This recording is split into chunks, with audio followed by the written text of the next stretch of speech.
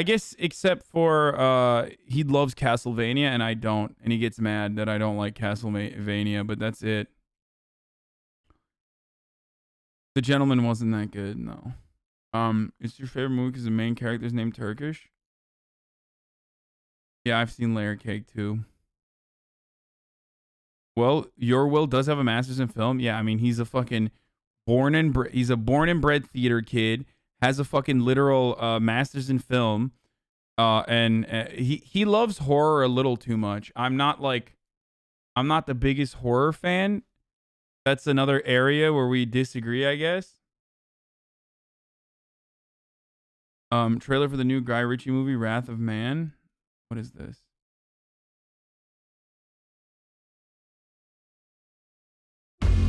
Ladies and gentlemen, we have a new edition. H. Well, Guy Ritchie fucking makes like he's washed now, dude. Post Madonna Guy Ritchie is kind of washed. Like all of his movies, like especially these sorts of movies now.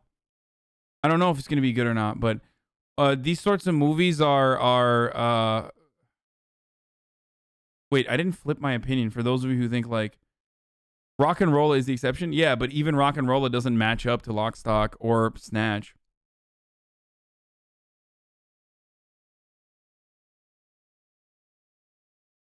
He's just like he's making he now makes, how do I describe it? He now makes like fucking James Cameron type beats. You know what I mean? Not James Cameron, but like Fast and the Furious franchise flicks, basically. Man from U.N.C.L.E. was all right. It wasn't the worst. Sherlock Holmes movies were good.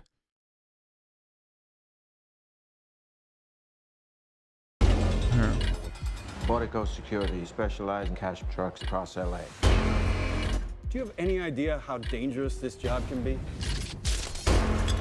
Some out there, yeah. We ain't the predators, we're the prey. You ready? Ready. This is your temporary sidearm. What happens if we're putting pistols in a machine gun fight? Do you have a problem? I don't know. Do I? Jason Statham is a guy with a bad attitude. Should have been back 5 minutes ago. They're serious. Leave this to me. We have a business. Get in the truck next time. Please check your Instagram, Sorry, pal. James_Grand19. Oh, what the fuck? Post Malone.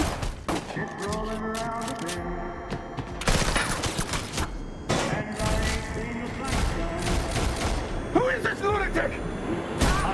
Oh my god, wait. Fucking what's his face is back? Josh Hartnett, dude? I didn't even realize Josh Hartnett did like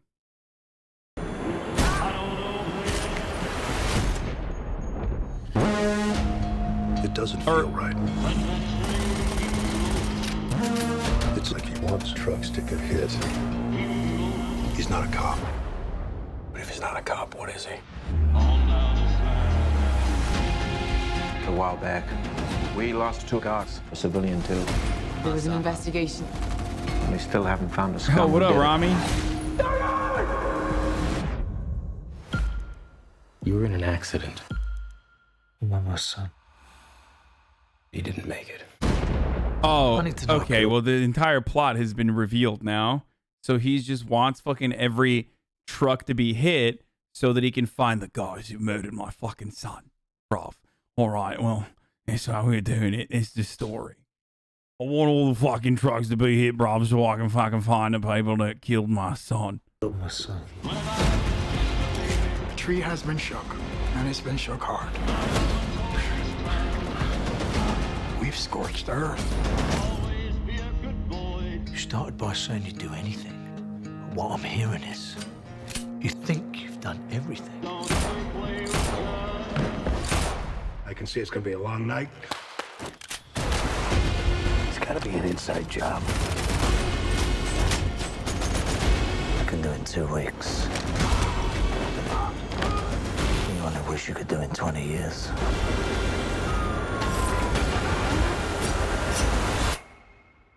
do bear a grudge. Okay, this movie is gonna be fucking awful. It's just like I liked that this trailer had everything though.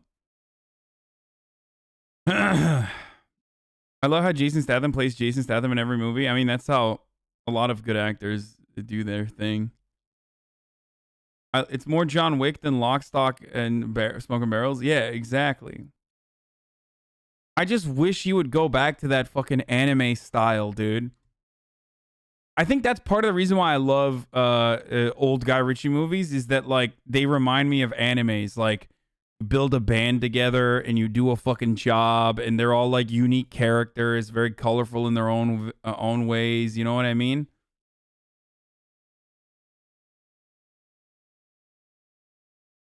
He kind of tried to do that with The Gentleman, but it wasn't that good. It didn't hit the same.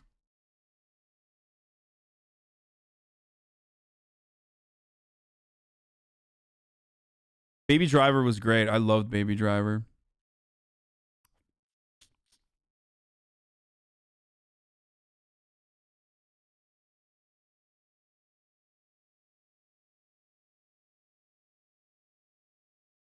I love when every single movie trailer does the same exact pistol sound equals drum beat thing. Totally not played out. That's not an anime trope. That's a heist movie trope. I mean, think about where that comes from originally, though. He directed Aladdin, too. I didn't see that. I didn't watch that. Baby Driver was utter poo-poo. Baby Driver fucked. Baby Driver was really good. Really good music. Look at that.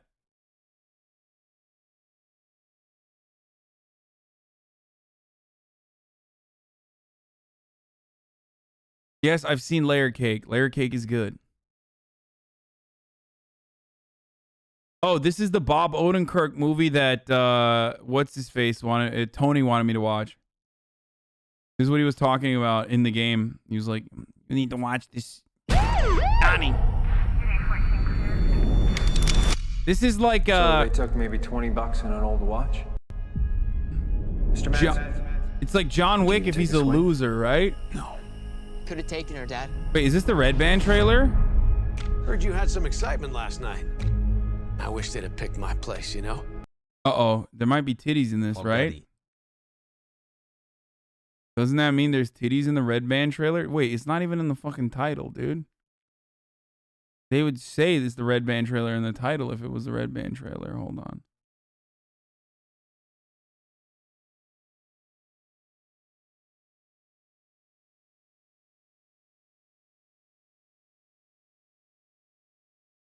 It's just gore. Not boobs with blood. Okay, let's watch.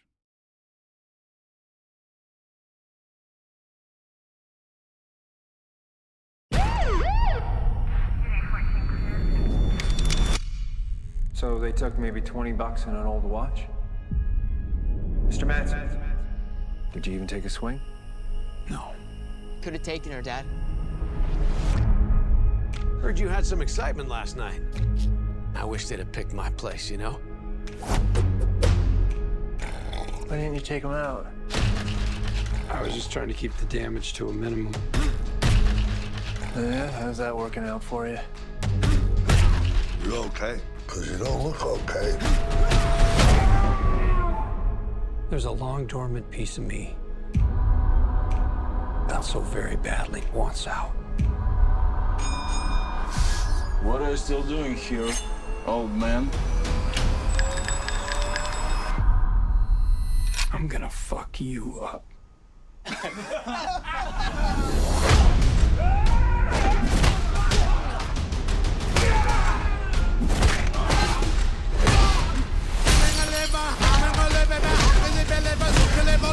What is this music, dude? Hell of a day.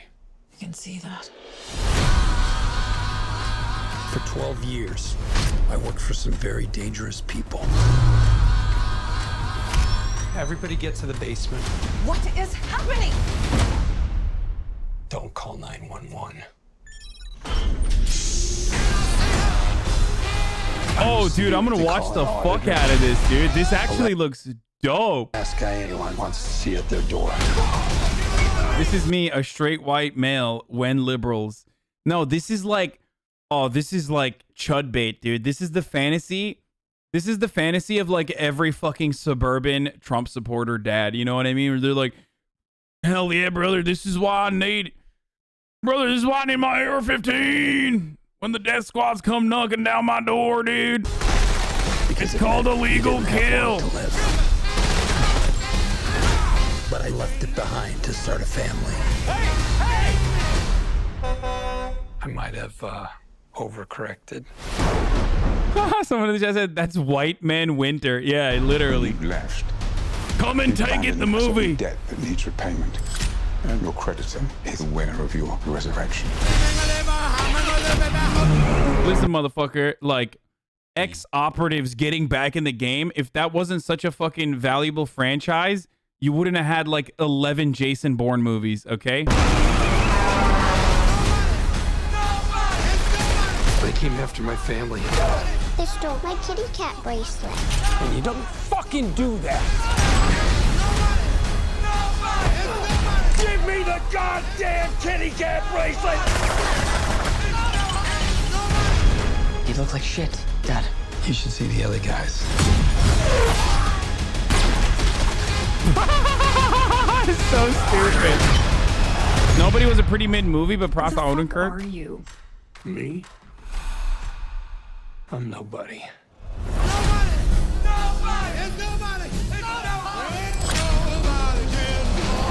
In theaters only February 26th. No, I like this. What the fuck? I like that. This looks cool, dude. Why you can't hear the dialogue in Tenet? Wait. Wait. This motherfucker actually describes it? Hold on. Intro, what did they say? Don't try to hear it, feel it. What? Dude, I hate it, Tenet. Like, words cannot... Listen, this entire video is just going to be like, it's bad audio mixing because Loki, what's his face, is fucking deaf or going deaf. Tenet was amazing. Oh, God, it was so bad. It's so bad. Tenet was so bad, dude. It was so bad, dude. It was so bad. It's just like, I feel like Christopher Nolan fans are like, dude, Memento was so good. Let's just ride it. Like, it'll be good again. I promise. It'll be good again. Just like how Memento made me feel. You know what I mean? It just like that. Inception was all right. Inception was good.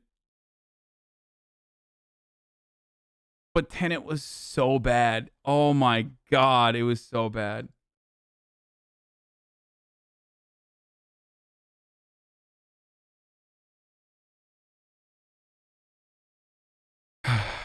Tenet was the opposite of Dunkirk for me because Dunkirk broke my fucking ears after I watched it in the movie theater because it was so fucking loud, and then I couldn't hear anything in Tenet because I no longer have the capacity to hear anymore. So Tenet had like incredibly loud moments with like incredibly low audio, so much so that I thought, so much so that I thought it was like a joke. Like I thought my TV broke or something.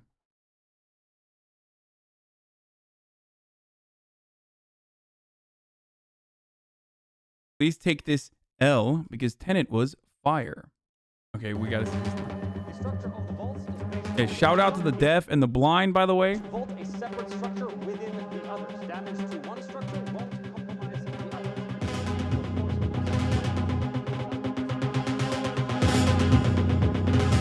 As I've watched and read people talking about Tenet, it's become almost a meme at this point that many pieces... This was so stupid too. I remember watching this part in disbelief. Like, they literally put half the shit that they added into this movie. They were like, we have cool shit that we need to, and we have a big budget. We just gotta blow money. Like, of dialogue This part is so dumb. Are difficult to hear or almost completely unintelligible. Well, we better put it out the hole before the bomb goes off, eh? This problem has been developing for a while in Nolan's work, and it seems to have really come to a head with Tenet. But what's going on here? Christopher Nolan is working with massive budgets and is one of the most critically acclaimed blockbuster directors working today, so it's very unlikely that this is just shoddy filmmaking or an oversight. So there must be some reason why Nolan's films sound this way, and that's what I'm going to examine with this video. Is Nolan doing this intentionally, and if so, is that a good creative choice? Thank you once again to Mubi for making this video possible. You can turn the... Wait, you can turn the volume down? No, motherfucker. In Tenet, the audio mixing is so dog shit that, like, you want to hear the dialogue and you literally can't hear it. It is so fucking low. And then there are other parts where the fucking music is so loud and you're like, what the fuck? I first remember hearing complaints about the intelligibility of Nolan's dialogue during the release of The Dark Knight. Most of the complaints centered around Bane's mask muffling his dialogue. Now we come here not as conquerors, but as liberators to return control of this city to the people. At this point, I have to mention something that actually makes discussing this topic fairly complicated. I can show examples from these films, but the examples I show aren't going to accurately represent what it's actually like to listen to the film in a theater. I gave him a humor setting so he'd fit in better with his unit. He thinks it relaxes us. A giant, sarcastic robot. Because our sound systems are different at home, and in most cases the films are actually remixed for home release. So if you're listening to one of these examples and you're like, wait a second, I can hear every word they're saying fine, it might be because you're listening on headphones or a better sound system, or just because the mix of the home release is different from the theatrical mix. And theaters themselves are variable in how they sound. Just because you went to the theater and could hear every line of dialogue fine in one of these. Yeah, like Dunkirk, you could hear everything, but it also, I think, gave me permanent hearing damage, like permanent ear damage.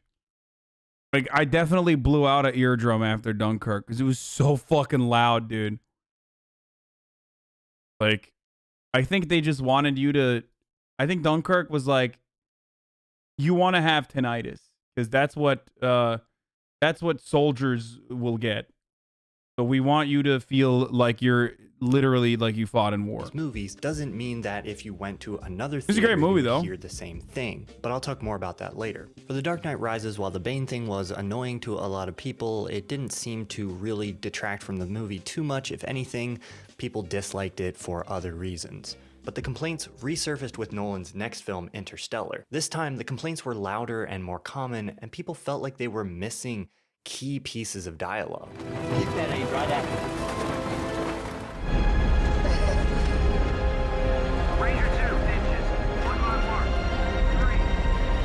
There were some complaints about the dialogue in Dunkirk, I'm on him, bailout. but it's not a very dialogue-heavy film, and so again, it didn't seem to be a big problem. But then last year, Tenet hit, and rather than improving, the problems seemed to have escalated. At this point, it seems like even some people who were fans of the... I'm a fan of the Nolan, the Nolan color palette, I guess. I don't know how else to describe it, though. I like that. Film are open to acknowledging that some lines were difficult to hear, and saying some of the dialogue was unintelligible. The aesthetic is nice. A pretty uncontroversial opinion about Tenet. The color grade is... What's going on here? Why is this happening? Well, I think there are two key things that are contributing to this problem. After Interstellar, the complaints about the dialogue were so numerous that Nolan directly addressed the issue in an interview with Hollywood Reporter. We made carefully considered creative decisions. There are particular moments in this film where I decided to use dialogue as a sound effect. So sometimes it's mixed slightly underneath the other sound effects or in the other sound effects to emphasize how loud the surrounding noise is. It's not that nobody has ever done these things before, but it's a little unconventional for a Hollywood movie. This scene from On the Waterfront is a great example of the kind of technique that Nolan is talking about. You. Honest to God,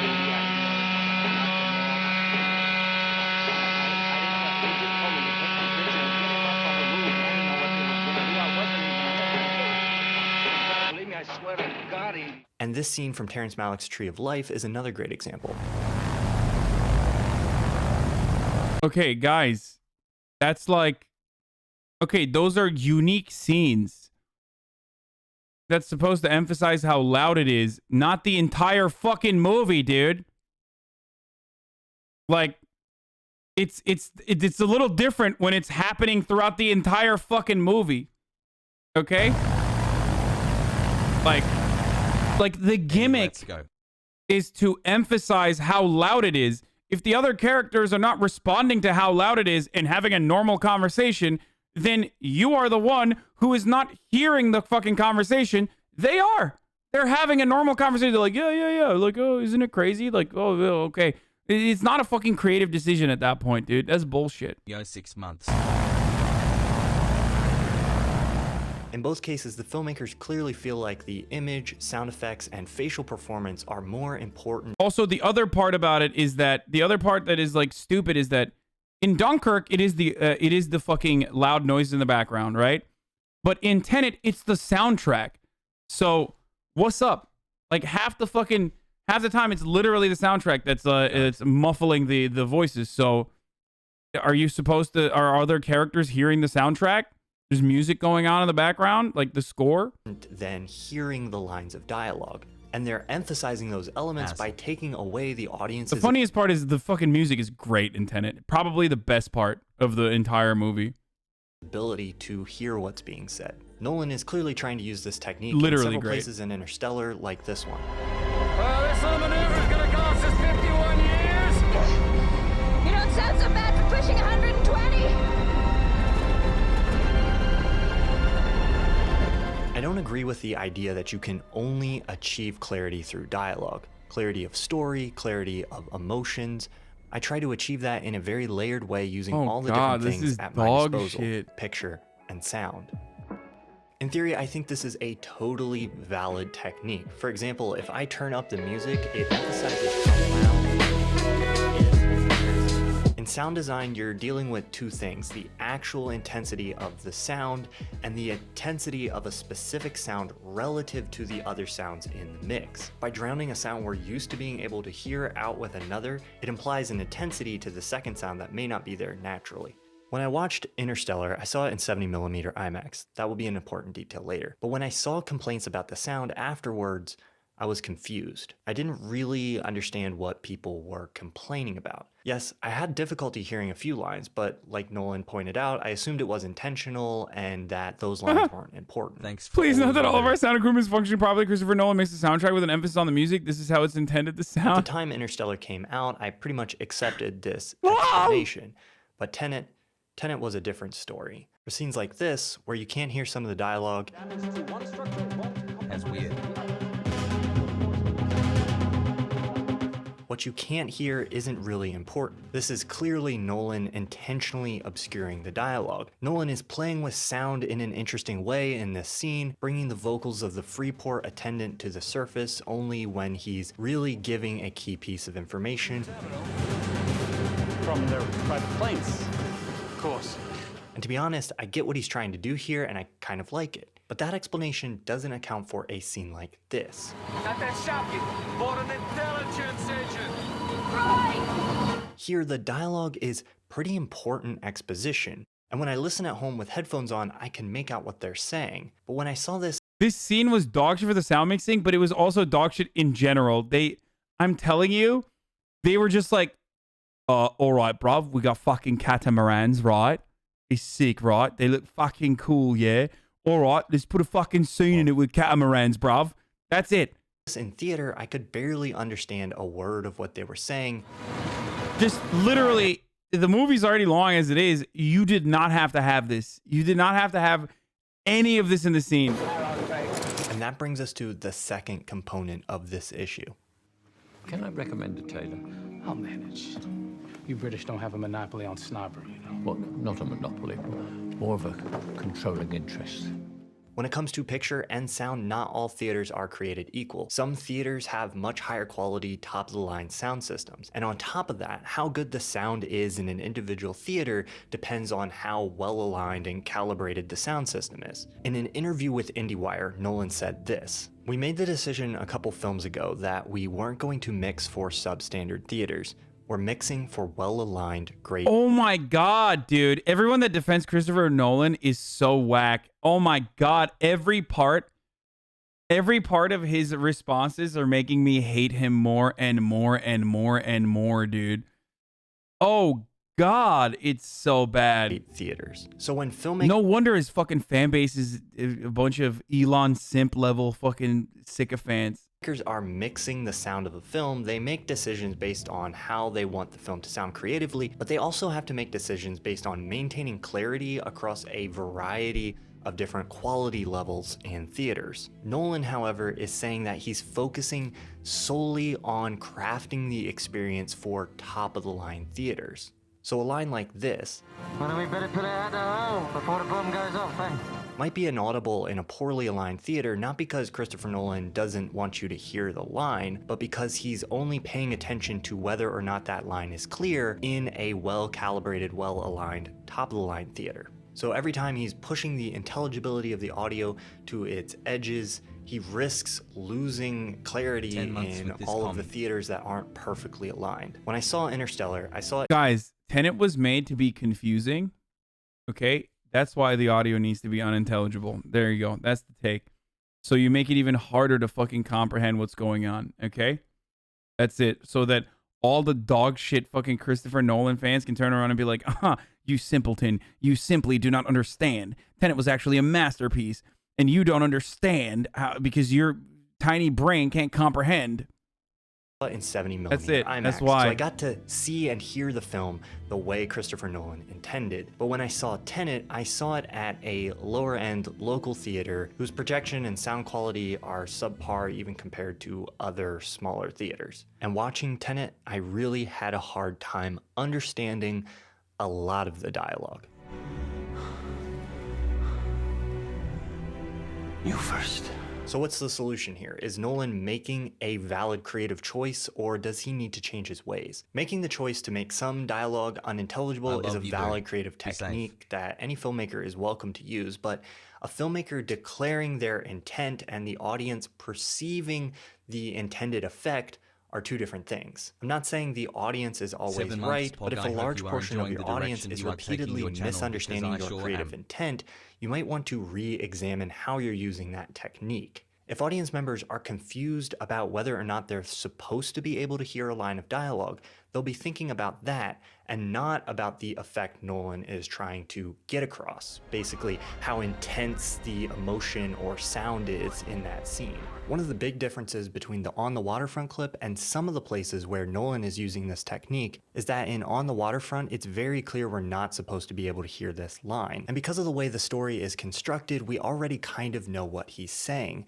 In Nolan's films, it's not always clear if the dialogue that you can't hear is important or not. I don't think confusion is the effect that Nolan is going for, and so if most people are perceiving it that way, he's essentially trying to produce a certain effect and failing. That said, sometimes audiences are too conservative and are shocked or confused by new techniques when they're introduced to them, but eventually assimilate that into their understanding of film language. But this is a complicated issue because it doesn't end there. We have to examine the other aspect. If Nolan says, trust me, if you can't hear... I don't get it.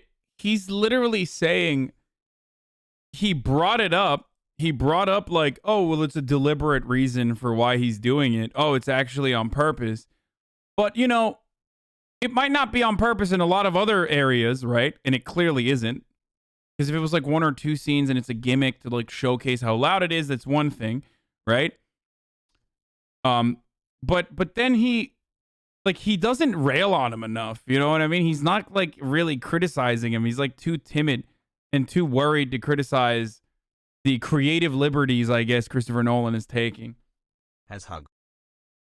The line of dialogue is because I intend for you not to hear it, and then turns around and mixes his films in such a way. Dude, leave the art house to the appreciative audience. Dude, this is literally a fucking blockbuster movie, dude. What art house, dude? Just got my first modern vaccine shot. Nolan defenders think like the Marvel Cinematic Universe is art house, dude. I swear to God. Like, shut the fuck up, dude. If you think Christopher Nolan is making like art house flicks, then you're literally a moron. That in a lot of theaters, you can't even hear the dialogue he intends. You are one step removed from the MCU Andes. I'm just letting you know. Okay, I'm going to ban you for... should I do 1 week or 1 day? This guy has not stopped saying it's pronounced Tenatus. Like, literally. How long? Let's see. Let's see how many. If it's more than 7 times he pronounced... Okay. That's a...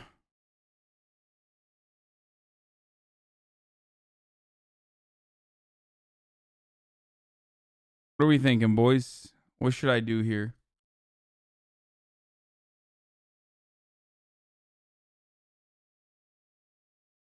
Okay, I'll do 1 hour. I feel bad. Maybe they'll shut the fuck up. For you to hear. Audiences are going to lose trust in his creative voice. I didn't get to see Tenet in IMAX, so it's hard for me to know if it was actually any clearer in a better aligned, higher end theater. But it seems to me that Nolan is alienating a large portion of his audience in order to make the experience as good as possible for a very small group of people. The crazy irony is that in my video about Tenet, I argue that Christopher Nolan has a big problem with exposition. And when I watched Tenet in theaters, because I couldn't hear a lot of the dialogue, I missed a lot of the exposition, and I almost enjoyed the film more than when I watched it at home and could turn subtitles on and could read every word, because in my opinion, a lot of the exposition actually hurts the experience of the movie. But even though those lines may not truly be necessary, Nolan has no ability to write character. He's clearly shown how bad he is at it from Interstellar. He uses gimmicks like this to distract from this. That's why Dunkirk is good. He never has to actually deal with character. What do you mean? I'm sorry, sir. Did you notice that the character in question has a family? Yes. How do you deal with that? I'm just saying. The characters, they have children. There is a female love interest that will have a child, or the character will have a child himself personally. So very clearly, that's a lot of depth, okay? Always. Always, okay? Always and forever. How do you deal with that? That's called depth, sweaty, okay? 6 months. I'm just saying. No, but this person is right. I'm being sarcastic, but it's clearly shown how bad he is at Interstellar. He uses gimmicks like this to distract him. That's why Dunkirk is good. He never has to actually deal with characters. Basically, a silent film. Tenet is pure. It's a silent film because you lose your fucking capacity to hear by midway.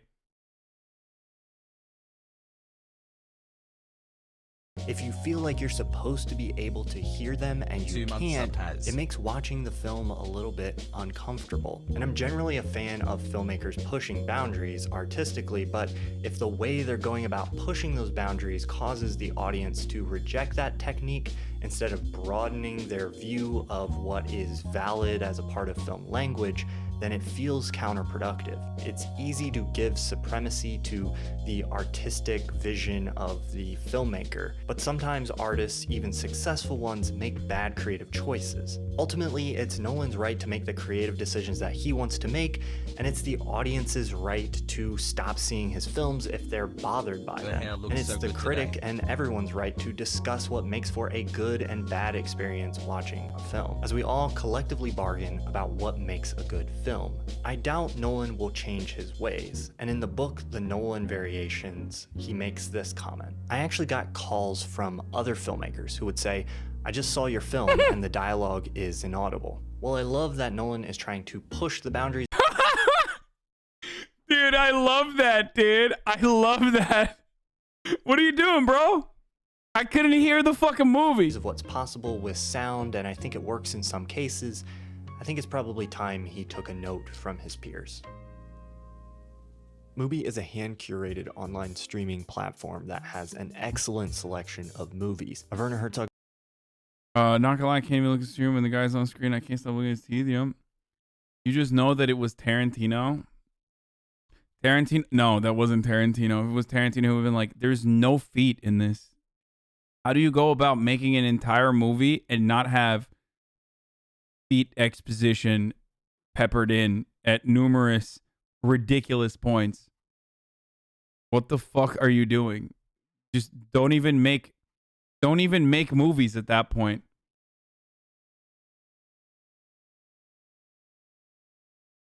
I think you misconstrued his creative intent. His films are quite meticulous in the ways in which he applies his form of art. If you can't understand, then there is not much else to say. Yes. Thank you. The Nolan frogs are here, boys. Imagine being Sorkin and writing hundreds of pages of script to get beaten by Nolan, who probably had 10 pages of dialogue.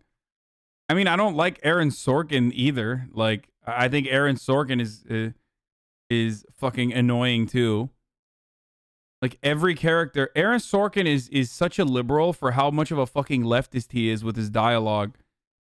Like, the mega lib who literally writes like a leftist meme. Every fucking character is this chat whenever I say a controversial thing that they disagree with. Every fucking Sorkin line. Well, actually, I should pontificate, sir, that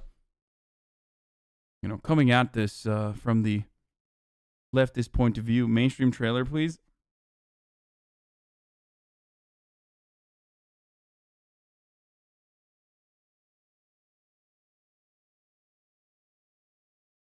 Sorkin's characters do not talk like believable human beings. Yes. I fully believe, literal Neanderthal take, go back to GTA. Yeah.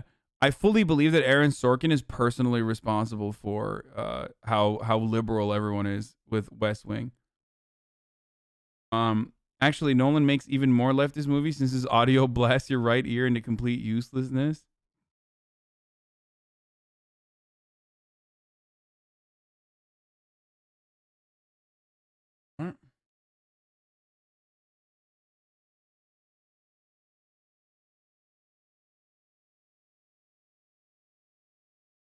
So I'm not allowed to like Nolan or the MCU? Wait, what? You can like whatever the fuck you want, dude. What? What? This is literally what you mean. Next question. You, sir. My name's Steven. I'm a junior, and my question's for Will McAvoy. Do you consider yourself a Democrat, a Republican, or an independent? This is great, dude. It's so fucking annoying. It's so asinine. It's so hassle. It's just every fucking. This is a classic Sorkin scene. This is every point in this. It's so self-righteous. Even if he makes good takes, you're like, oh, it's gonna be so fucking hard to agree with him. Look, watch. I consider myself a New York Jets fan, Steven. Finding Hassan doesn't like Nolan movies is like finding out Santa isn't real. I like Nolan's movies, motherfucker. I just didn't like Tenet. God damn, bro. Nolan fans are so fucking crazy. It's like, oh, you didn't like the last Nolan film? That means you're, I think he's overrated, and I did not like Tenet. I've watched all of his fucking movies. I like a lot of his movies. Since it's been brought up, you've almost religiously avoided stating or even implying a political allegiance. Is that because, as a news anchor, you feel the integrity of your broadcast would be compromised? That sounds like a good answer. I'll take it. There was a short piece on Vanity Fair's website by Marshall Westbrook. You probably saw it, where he calls you the Jay Leno of news anchors. You're popular because you don't bother anyone. Yeah. How do you feel about that? Jealous of the size of Jay's audience. Are you willing to say here tonight whether you lean right or left? I voted for candidates run by both major parties. Just stop right there. Don't watch. Literally, can't watch it after this, dude. I'm done. It's like everything that's wrong with American politics brain, dude. Everything that's wrong. Oh, well, haha, I voted for Obama and Ronald Reagan. It's like, oh, you're just a fucking idiot. Like, never mind. I mean, they both are dog shit for the most part. One significantly worse than the other, but still, it's just like, great. Let's move on to the next question. Go ahead. Hi, my name is Jenny. I'm a sophomore, and this is for all three of you. Can you say in one sentence or less what... Let's do it. You know what I mean. Can you say why America is the greatest country in the world? Diversity and opportunity. Lewis? Freedom and freedom. So let's keep it that way. Like, get it? One is the liberal, the leftist. The other is the right winger. Freedom and freedom, diversity and opportunity. Will. Watch him pop off New now. York Jets. No, I'm going to hold you to an answer on that. What makes America the greatest country in the world? Well, Lewis and Sharon said it. Diversity and opportunity and freedom. You don't look satisfied. I want a human moment from you. What about the people? Why is America Not the greatest country in the world, Professor. That's my answer. You're saying... Yes. Let's talk about... Fine. Sharon, the NEA is a loser. Yeah, it accounts for a penny out of our paycheck, but he gets to hit you with it anytime he wants. It doesn't cost money. It costs votes. It costs airtime and column inches. You know why people don't like liberals? Because they lose. If liberals are so fucking smart, how come they lose so goddamn always? Hey, and with a straight face, you're going to tell students that America is so star-spangled awesome that we're the only ones in the world who have freedom? Canada has freedom. Japan has freedom. The UK, France, Italy, Germany, Spain, Australia, Belgium has freedom. So, fake country, not real. 207 sovereign states in the world, like 180 of them have freedom. All right. And yeah, you, sorority girl. Just in case you accidentally wander into a voting booth one day, There's some things you should know, and one of them is there is absolutely no evidence to support the statement that we're the greatest country in the world. We're 7th in literacy, 27th in math, 22nd in science, 49th in life expectancy, 178th in infant mortality. Okay. Even when he's right, I just still fucking cringe. That's what I was trying to say. The reason why I hate Sorkin is because, like, even when he's completely correct, I'm just still fucking cringing. 3rd in median household income, number 4 in labor force, and number 4 in exports. We lead the world in only 3 categories: number of incarcerated citizens per capita, number of adults who believe angels are real, and defense spending, where we spend more than the next 26 countries combined, 25 of whom are allies. Now, none of this is the fault of a 20-year-old college student, but you nonetheless are, without a doubt, a member of the... Oh, by the way, Nolan, low-key, super misogynistic. Always. Like, I don't know how the fuck he gets away with it with all the rad libs. He is, like, straight up a fucking misogynist, okay? I mean, it's probably the only redeeming, like, human quality, you know what I mean? Because you need to have flaws, I think. If you're a good director, you need to be fucking human. You need to have, like, actual fucking... Wait, did I say Nolan? I meant Sorkin. Like, you need to be fucking a degenerate in some way. You know what I mean? Not that, like, you need to specifically be misogynistic, but he is, like, literally just straight up. Worst generation ever. So when you ask what makes us the greatest country in the world, I don't know what the fuck you're talking about. Yosemite? Nolan's flaws is that he can't hear, and now he's fucking forcing everybody not to be able to either.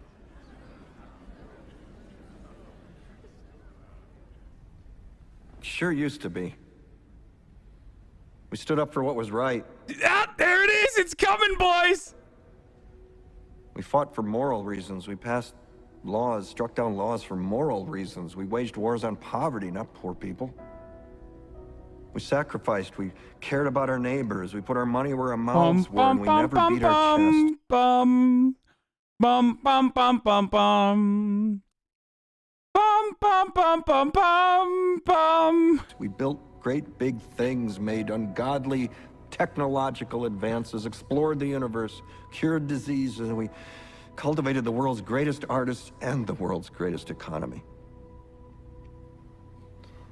We reached for the stars, acted like men. We aspired to intelligence. We didn't belittle it. It didn't make us feel inferior.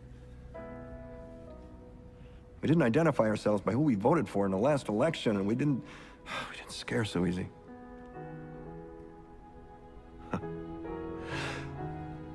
We were able to be all these things and do all these things because we were informed by great men, men who were revered. First step in solving any problem is recognizing there is one. America is not the greatest country in the world anymore.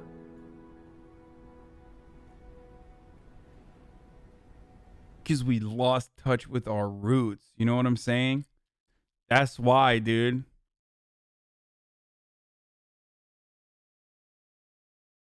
We didn't scare so easy. We didn't scare so easy. Enough? Look how self-righteous it is, too, in the end of it.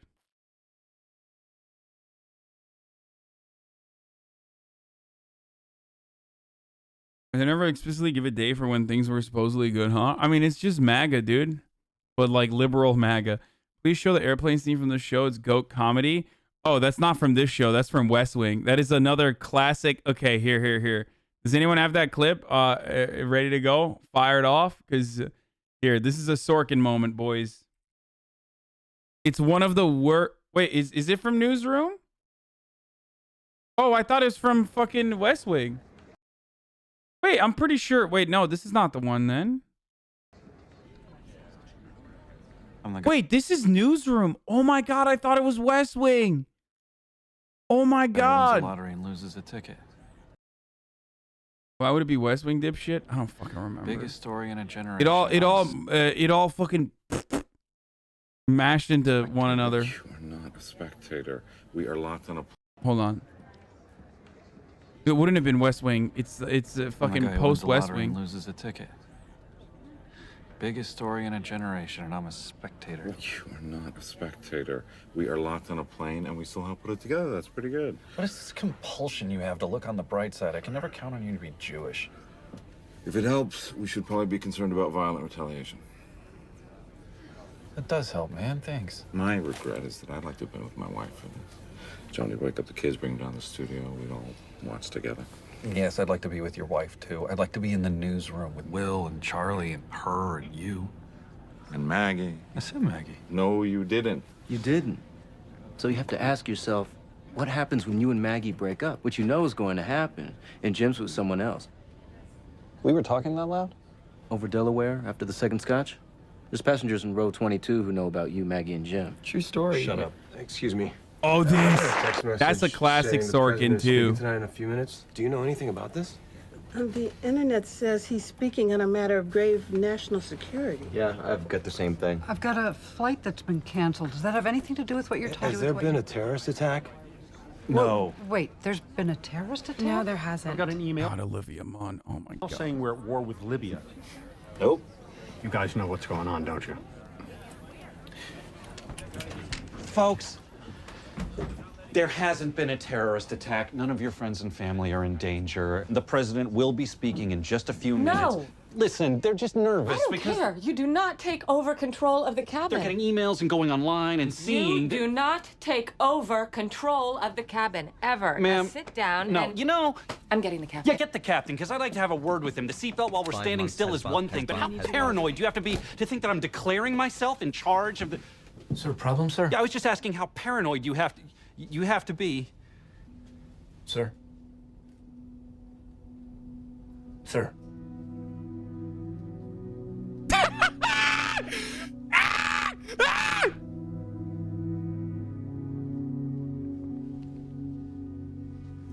No! Captain, my name is Don Kiefer. That's Elliot Hirsch, and that's Sloan Sabbath. We work for Atlantis Cable News, and we wanted you and your first officer and flight attendant Crazy Lady to be the first ones on this plane to know that our armed forces killed Osama bin Laden for you tonight. You're serious? Yes. I'm exploding from cringe, dude.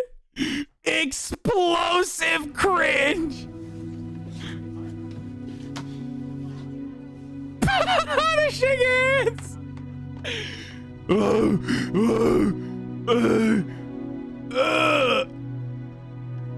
He's crying. We reported the news. People hate chat. Come on, dude.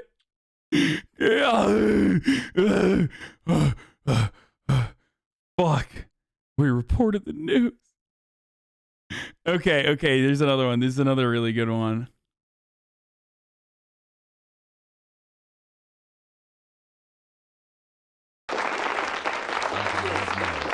Thank you very much. Thanks a lot. I wish I could spend more than a few minutes with you, but the polls don't close in the East for another hour, and there are plenty of election results still left to falsify. You know, with so many people participating in the political and social Listen, motherfucker, it's 2040p because West Wing is so old. Like, your parents watch this shit. debate through call-in shows, it's a good idea to be reminded every once in a while. It's a good idea to be reminded of the awesome impact. The awesome impact. You know, with so many people participating in the political and social debate through call-in shows, it's a good idea to be reminded every once in a while. It's a good idea to be reminded of the awesome impact. The awesome impact. I'm sorry. You're Dr. Jenna Jacobs, right? Yes, sir. It's good to have you here. Thank you. The awesome impact of the airwaves and how that translates into the furthering of our national discussions, but obviously also how it can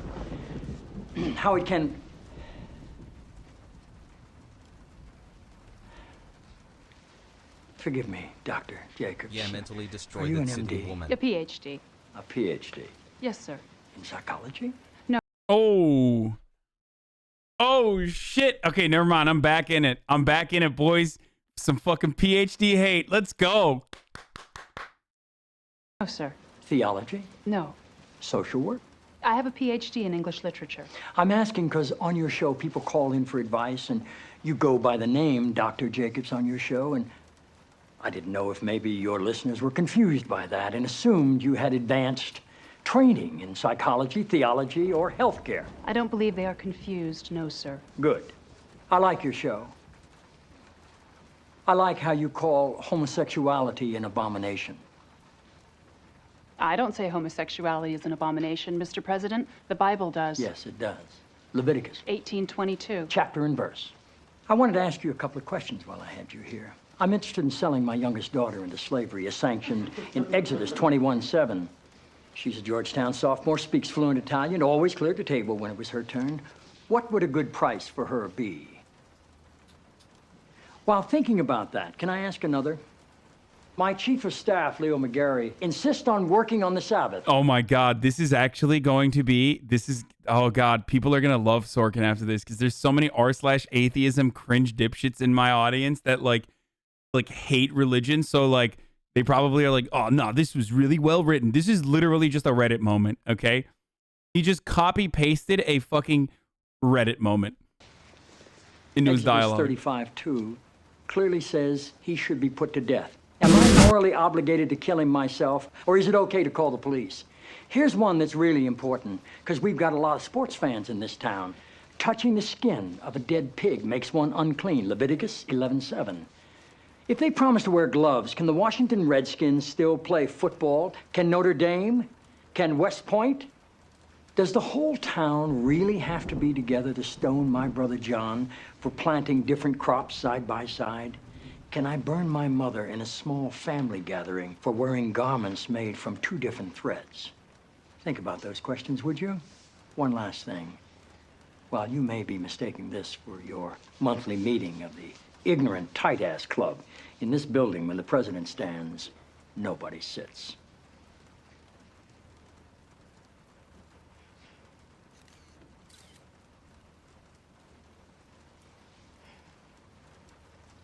Just like, she just got owned in the marketplace of ideas and had to get up. Like, it's so bad, dude. Oh, dude. Okay, let's look at Sorkinism's a supercut. I told you, it's like. But the only thing you have to do to make me and your mom happy is come home at the end of the day. The only thing you ever had to do to make me happy was come home at the end of the day. I'm not gonna like you, am I? Don't be ridiculous. Everybody likes me. I'm not gonna like you very much, am I? Oh, don't be ridiculous, Dana. Everybody likes me. But at the moment, I could buy Mount Auburn Street, take the Phoenix Club, and turn it into my ping pong room. I could buy his house 4 times and turn it into my ping pong room. Answer them, don't answer them. It's entirely up to you. Tell the press. Don't tell the press. It's entirely up to you. This is going to get worse before it's going to get better. This will get worse before it gets better. A writer once wrote, as if it matters how a man falls down. As if it matters how a man falls down. When the fall is all that's left, it matters very much. When the fall is all that's left, it matters a great deal. If you haven't seen CJ do the Jackal, then you haven't seen Shakespeare the way it's meant to be done. If you haven't seen Davis Love play Pebble Beach, then you haven't seen Shakespeare the way it was meant to be played. You are a good man, Josh. Yes, I really am quite something. I'm really quite something. I'm really something. Okay, listen, he's just sustainable, bro. He's just sustainable. He's just saving Quite fucking something. paper. It's really quite something. It was really quite something. A famous monk once said, I don't always know the right thing to do, Lord. but I think the fact that I want to please you Pleases you. Hi, Sam. Hi. Eyes front, mister. Eyes front, mister. Well, that was predictable. That was predictable. That was predictable. Follow me. Come with me. But I don't think you're fit to handle the defense. So I do hate you and everything you stand for. You don't even know me. It's fucking hard ass, strong female character. only The known me same for 4 always. minutes. Too. Ordinarily, it takes someone hours to discover I'm not fit to handle a defense. Usually takes people a better part of an hour to hate me and everything I stand for. I'm the press secretary, boo-boo. I don't have that kind of time. Well, that's why you're the press secretary, boo-boo. Don't get cute with me. Don't get cute with me. Someday someone's gonna have to explain to me the virtue of a proportional response. What is the virtue of a proportional response? Damn it! Damn it! Just sign the damn thing! Just sign the damn thing.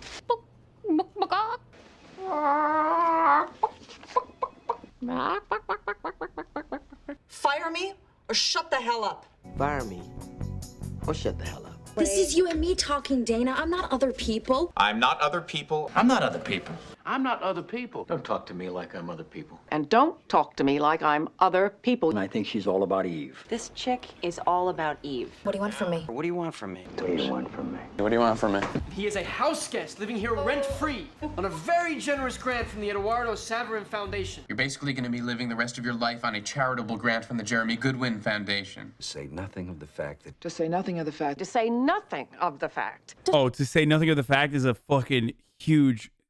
He loves the longest, complicated fucking sentences. So. Say nothing of the fact. And then I moved on to other things in my head. But I'd already moved on to other things in my head. I screwed up. You think? You think? You think? You think? You think? You think? You think? You think? You think? Yeah, you think? You think? You think? You think? You think? You think? You think? You think? My man has come back to me. My man. Yes. You came back to me. We had a conversation. Thank you for Seriously. the great content. In fact, we were talking about the stability of former Soviet republics. I told her about my opposition to secular programs that are publicly financed. That I made some very scholarly points regarding the remaining nuclear weapons in Kyrgyzstan. You mean non-secular? Not Kazakhstan.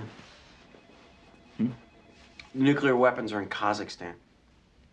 As in Kyrgyzstan?